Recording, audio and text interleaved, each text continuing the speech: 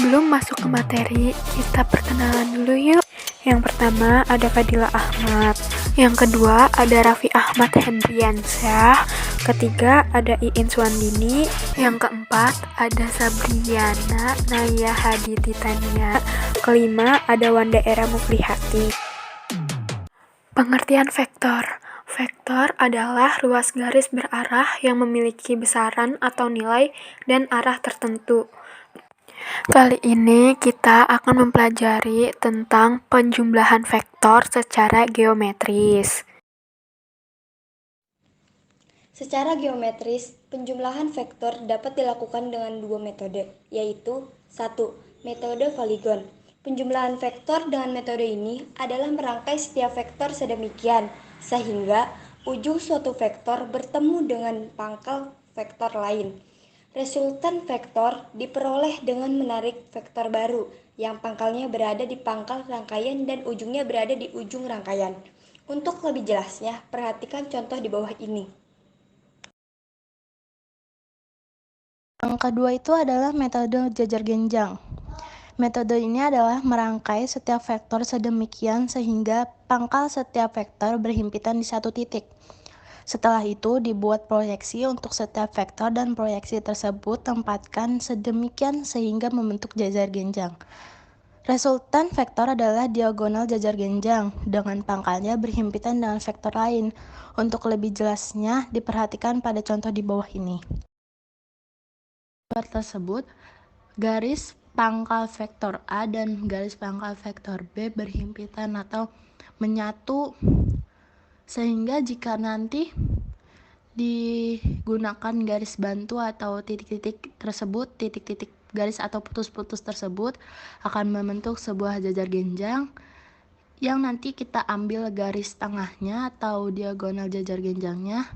Nah, di situ disebut resultan vektornya. Secara aljabar, penjumlahan vektor adalah menjumlahkan komponen vektor dengan komponen vektor lain yang bersesuaian. Akibatnya, penjumlahan vektor hanya berlaku jika vektor-vektor memiliki dimensi yang sama. Misalkan terdapat vektor A sama dengan A1, A2, A3 sampai A seterusnya sampai AN.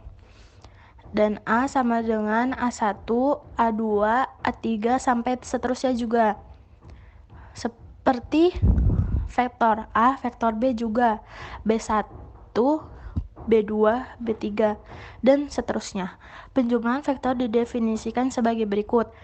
Vektor A ditambah vektor B sama dengan A1 ditambah B1, A2 ditambah B2, A3 ditambah B3, seterusnya sampai AN ditambah BN sesuai pada soal atau pada sesuatu yang ditanyakan. Selanjutnya kita mempunyai contoh soal. Misalkan sebuah partikel berpindah dari titik A ke titik B dan selanjutnya dari titik B ke titik C. Kita dapat menyatakan perpindahan keseluruhan dengan menggunakan dua vektor perpindahan yang berurutan, yaitu vektor AB yang dinyatakan dengan panah dari A ke B dan vektor BC yang dinyatakan dengan panah dari B ke C. Perhatikan gambar berikut. Garis melengkung berwarna merah menyatakan lintasan sesungguhnya dan benda tersebut. Sedangkan panah biru dari A ke B menyatakan vektor AB, yaitu vektor perpindahan dari titik A ke titik B. Dan panah biru dari B ke C menyatakan vektor BC, yaitu vektor perpindahan dari titik B ke C. Perhatikan gambar berikut. Garis panah dari A ke C yaitu panah yang berasal dari titik pangkal vektor AB ke titik ujung vektor BC. Kita sebut dengan vektor jumlah atau vektor resultan antara vektor AB dengan vektor BC. Pada gambar B di atas kita gambarkan ulang vektor-vektor pada gambar A dan memberi label vektor-vektor tersebut dengan sebuah tanda panah di atas labelnya. Misalnya, pemberian tanda seperti itu merupakan cara yang sudah disepakati untuk menyatakan vektor. Kita dapat menyatakan gambar B dalam dengan sebuah persamaan matematika.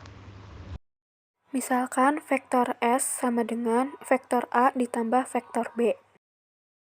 yang berarti bahwa vektor S merupakan vektor hasil jumlah dari vektor A dan vektor B. Dari gambar B di atas, kita dapat melihat bagaimana menjumlahkan dua buah vektor secara grafik atau geometri. Langkah-langkahnya adalah sebagai berikut. Yang pertama, gambarkan vektor pertama yang akan dijumlahkan. Dalam gambar di atas adalah vektor A. Perhatikan arah dan panjang panah vektor tersebut karena menyatakan arah dan besar vektor yang digambarkan. Anda harus menggunakan skala yang sesuai. Yang kedua, gambarkan vektor kedua yang akan dijumlahkan dengan cara letakkan pangkal vektor kedua tersebut di ujung vektor pertama. Arahkan panah vektornya sesuai dengan arah vektor tersebut dan besarnya atau nilainya disesuaikan dengan panjang panahnya. Pada gambar di atas adalah vektor B. Ketiga, vektor hasil jumlah atau vektor resultan. Untuk gambar di atas adalah vektor S diperoleh dengan menarik panah yang pangkalnya di pangkal vektor pertama dan ujungnya di ujung vektor kedua. Perhatikan baik-baik gambar di atas, itulah vektor resultannya. Jika Anda menggambarkan besar dan arah-arah vektor yang dijumlahkan dengan benar, maka panah yang menyatakan vektor resultan ini akan memberikan nilai dan arah vektor yang dinyatakan dengan tepat. Cukup sekian video dari kami. Semoga bermanfaat buat kalian yang sudah menonton. Terima kasih.